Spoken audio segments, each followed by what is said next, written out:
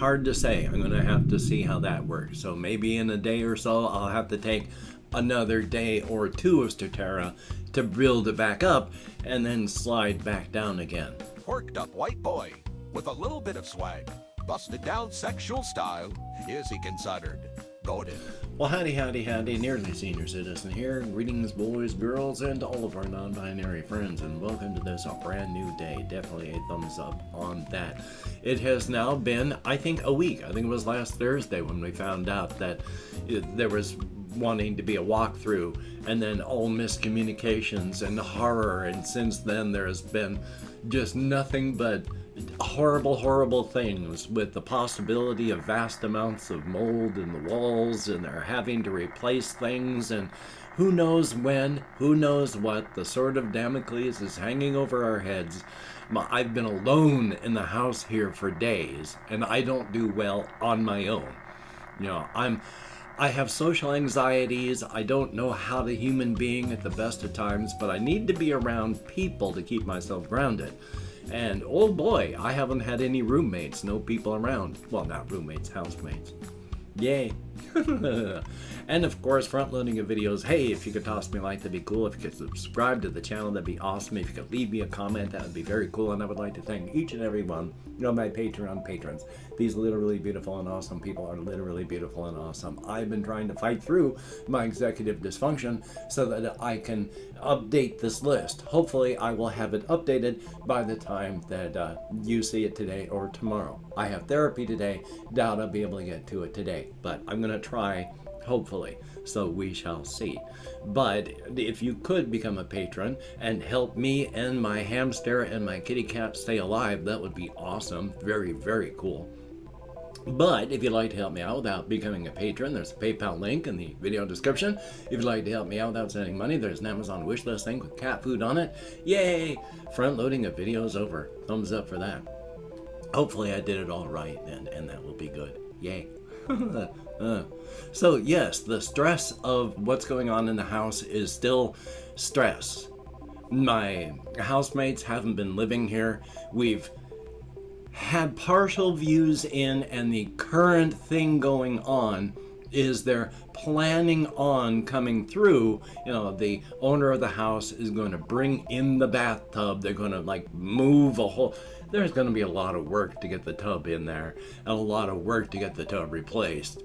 So it's right next to where I am. So if they're doing a lot of work in there when I'm trying to do things like record, oh boy. So I don't know what's going to happen. Nobody knows what's going to happen. Nobody knows when it's going to happen.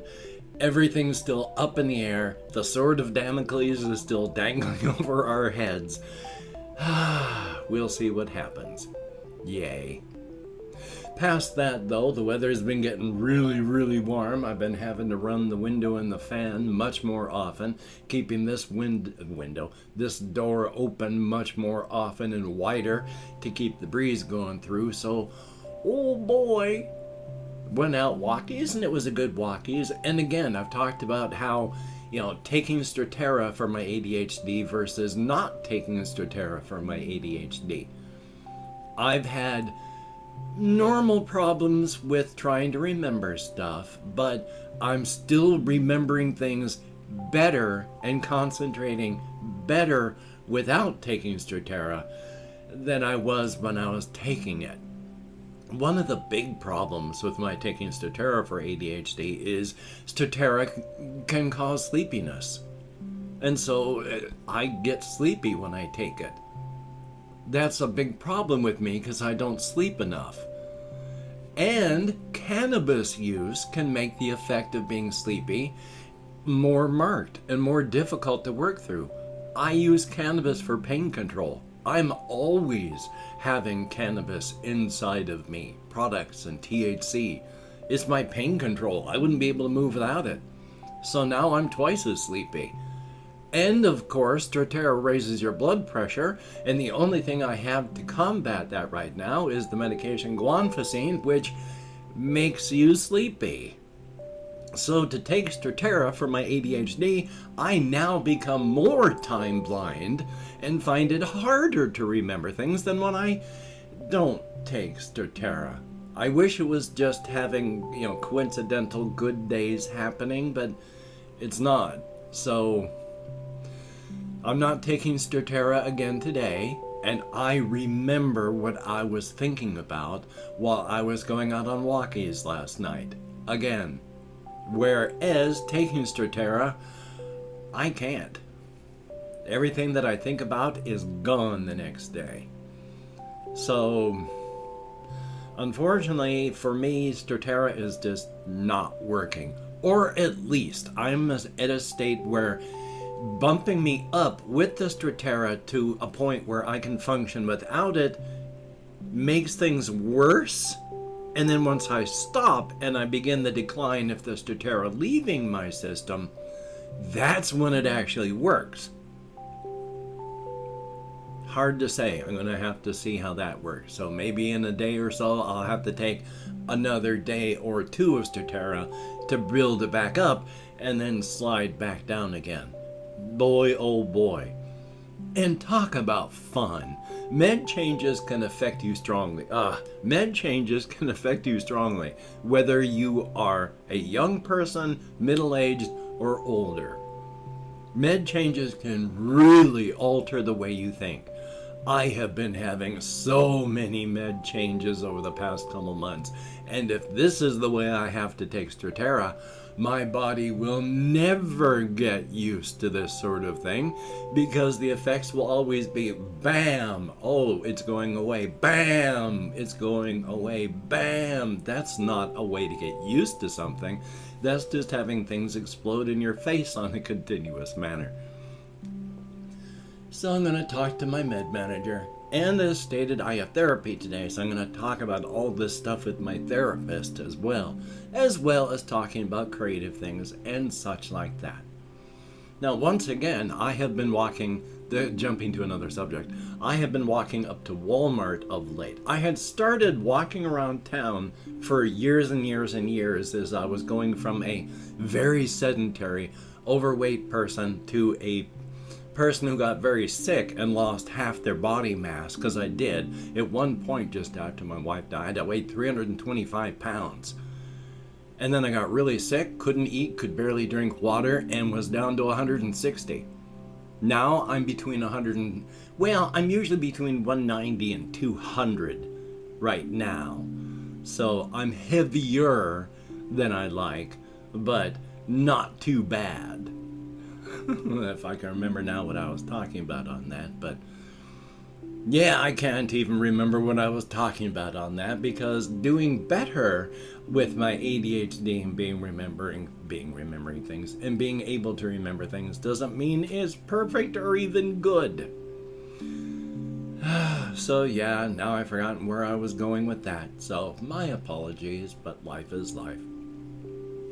Still though, taking a looks on my list here, one of the big things that I have been once again recontextualizing is all the stuff I talked about yesterday with how the department is. Now, the Department of Government Resources, it's not just for like if you have appointments to go off and do things. No, everybody in the county that has to do government work, like everybody that drives the post office little vehicles, all of those are parked at the the Department of Government Resources building. That's where all the government resources for the county are. It's not just the building. It also has huge lots where all these various trucks and such are. Because yeah, you want to deliver mail, you got to go in there and get your truck and then drive out. All government resources are there. It is a huge facility, but it is a smaller building. And for the employees that have to work there, it is hard, because it's hard for everybody that works there. And, well, I used the word works wrong. It is hard for everybody that goes to the facility. Everybody who goes there has a bad day. But the people that work there have a slightly less bad day than those people who have to visit because they have appointments and they're customers. The people behind the counters still have a very bad time. They just don't have it as bad.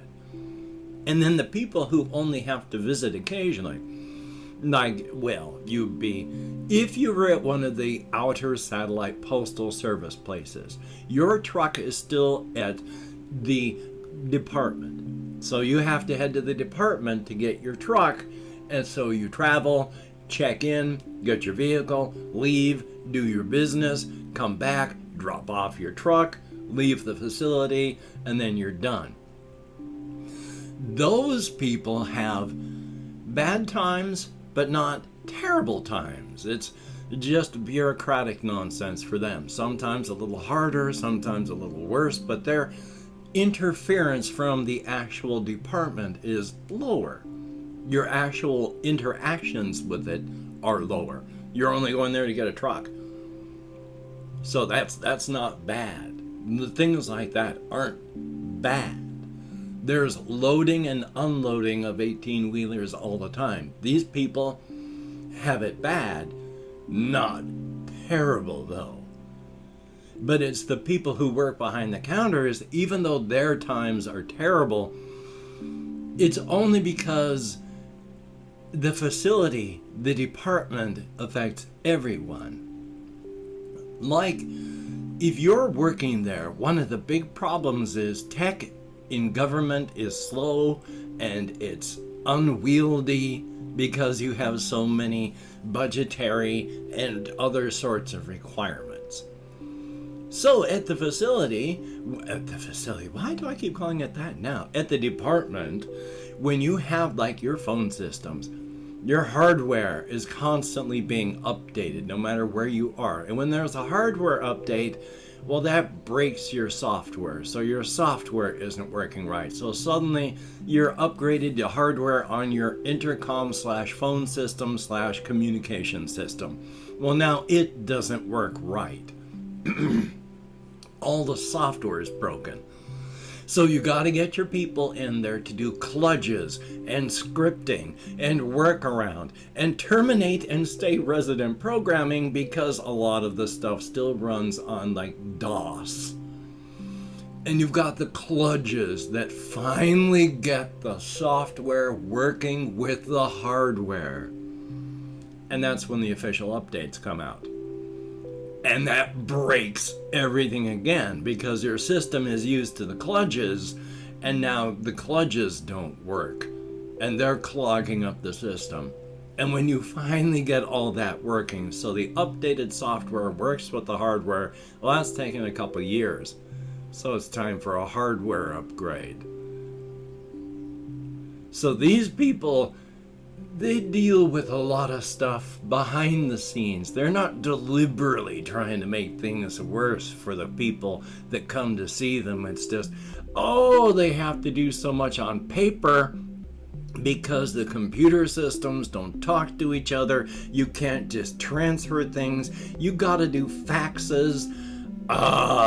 It drives them all nuts. But their frustration and anxiety levels aren't up so high that they're going to end up quitting. Unlike when you go there as somebody who needs help, as a customer, as a client, your frustration levels are ramped up to maximum and then ticked down a few, because you're left almost at the point you're so frustrated you want to leave, but just 2 ticks down, because having you leave isn't going to help anybody, isn't going to help the department, isn't going to help you. You're not ready to leave, but the frustration has got you almost there, and your anxiety level is cranked up to maximum, and then tick, because you don't want to be so anxious you have to leave now, do you? Life as a customer is hell, even if you're one of the 90% who goes there and has no temporal damage or anything worse. It is awful. The moment you walk in, it's terrible. And of course, largely the inside of it is undifferentiated space. If you're in an area where there are no people and then you leave, you're never going to be able to find your way back there. Which is sad when there are things that are undifferentiated space. Like if you find the body of some poor person who a couple years ago came to the department and then died in this waiting room where there was a vending machine. So you find their half decayed, mummified corpse sitting on a bench just like this, half chewed by rats. And of course, that's a real thing. Some person came in there and no one ever saw him again. They just died for whatever reason. And who knows who they would be. If you searched the body, you would find no ID or such because somebody looted the body a long time ago. Nobody's ever reported it. These are the things that happen. You'll find that sort of thing because that's a real thing. There's lots of undifferentiated space that just vanishes afterward. There's other areas that are real, but haven't always been. The department is not a good place for the human psyche. And I've opened up 24 hours worth of comments, my community tab. Gonna go through and thank however many people, not many, that have left me comments in the past 24 hours. But anything more than 0 is awesome, so thank you very, very much. If I mispronounce the username, no disrespect is intended, and even though I count in American Sign Language, well, you've already seen how my brain works this time. So we have Jesse Koskinen, thank you very, very much, and it is good to see you in the comments. We have Melissa R, thumbs up, and thank you very much. Good to see you in the comments. A Random Guy, thank you very, very much. Kermit with a mouthful of blood is a very terrifying image. Kryptonite, thank you very, very much. It is appreciated. I just haven't been able to think of what to say to your comments, so I didn't reply in comments yet. But thank you very much. Adrian / Marlon Wolfgang, good to see you in the comments. And we have Caden Lorenzo, thumbs up and thank you. There is a whole bunch of capital I's or lowercase L's, but thumbs up, thank you. JAYY, greatly appreciated. There is Ben B, thumbs up and thank you, and that is it. 9 people in the last 24 hours have left me comments. Thumbs up and thank you. It is appreciated. Yay, you get me out of my head and into the world and dealing with real people, if only for a short time and only in text. But thumbs up, thank you. Well, Hokey Smokes has stated I have therapy today, so, burp. I have therapy today, so yay, I gotta hurry up and get stuff done for that. Past that, I'm gonna try and continue to do what I can so that I can continue to survive. That's a good thing. Definitely a thumbs up. Hopefully you're gonna do what you have to do to survive, and survival is good. Thumbs up for that.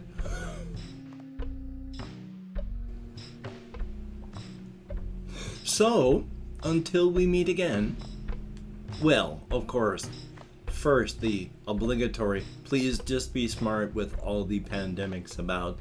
Do appropriate smart things. Don't do things that will make you die. But until we meet again, you take care. Have a great day today. I will see you on the flip side, and quite frankly, I do think that is a very good idea.